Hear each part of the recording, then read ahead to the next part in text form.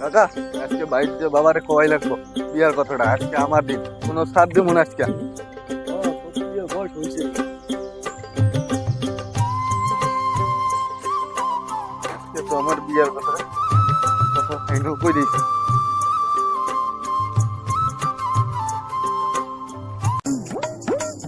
বাবা, বাবা, হ্যাঁ,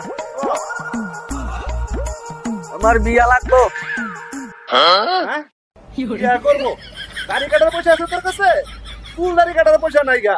বউ পালবো, রাম পাঠার মতো করে ঘুরতাছে। আবার বিয়া করবো?